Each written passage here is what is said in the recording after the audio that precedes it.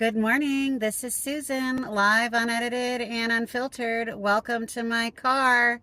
I was looking at some stuff to help my students. My students typically they are the gifted students. They are smart, they are wonderful, they are witty, and sometimes they struggle with things like learning and memory, believe it or not, are their strong points, but attention and sometimes some emotional dysregulation can be their struggles, and sometimes that is contributed to acetylcholine, which is ACH. It's a neurotransmitter and a neuromodulator, and it can come from natural places like turkey and chocolate and, believe it or not, rosemary. And even Shakespeare knew in Hamlet that rosemary is for remembering. And he even mentions it in Romeo and Juliet when it's rosemary is for both weddings and funerals, because it is such a memory enhancing herb. And if you haven't seen rosemary, I don't have a picture of it. I can probably clip one in later. But it kind of looks like an evergreen strand. You know, it looks like it's got little tiny pine needles on it. So it helps your brain and your body.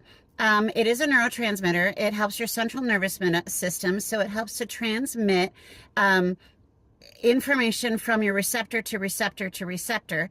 And it helps, actually, believe it or not, with muscle contractions. It helps to bind receptors to muscles and triggers their contraction. And that's important because involuntary movement, like your heart and your lungs, have to use muscle contractions. So acetylcholine will help with that. And yes, I do glance down and take, because I do take notes. So your heart rate, your blood pressure, your digestive tract, your sweating is all involuntary stuff. And the acetylcholine allows your parasympathetic system to rest and digest in those activities. For learning and memory, ACH, it plays a significant role in your cognitive processing. So it is released into the hippocampus. It helps with your working memory, which is what you've got going on right now, and your long-term memory consolidation. That kind of happens when you sleep as well. I'll get to that. It contains compounds in it that are responsible for memory enhancing and crucial for when you have to remember something or when you're learning something. It also helps with things like fight or flight. It helps with your attention, and it helps with arousal in the sense of emotional arousal. So it helps with your alertness. It helps with maintaining your attention and your focus. And it will help when it reinforces your brain reward system. So when you do something that is good and it feels good, your central nervous system will then reward you through giving some sort of a dopamine or a serotonin boost. Now, it also helps, and I was talking to you about my gifted kids' sleep and wakefulness.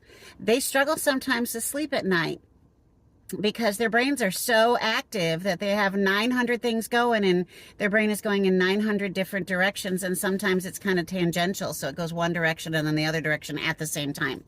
So that's hard for them, and they need to have REM sleep, and ACH helps with REM sleep.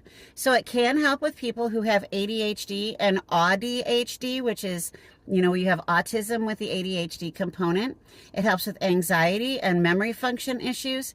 Now, I'm not suggesting that you go out and you sniff or you snort or you rub yourself full of rosemary, or you can get some really good quality rosemary essential oils, and it's the smell that is supposed to be helpful, not necessarily anything else. And I do know that it's a fragrant herb, so if you put your hand on it and you rub your hand over the top of it, it will transfer onto your hand or your skin.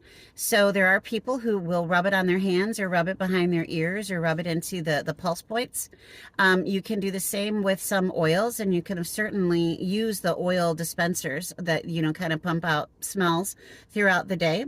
But it is really important to tell you that rosemary, although it's really great for like a natural enhancement, don't plan to use it if you need to have some sort of mental health professional talk to you and get you what you need, whether that's counseling or some other kind of a chemical benefit.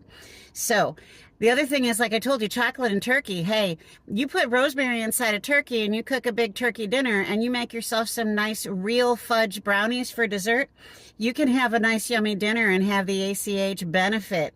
So, but I gotta ask, will having that plant in your kitchen help me remember why I even went into the kitchen? It's a good question. If you like content like this, please like, share, and leave me a comment. I'd like to hear more. Bye.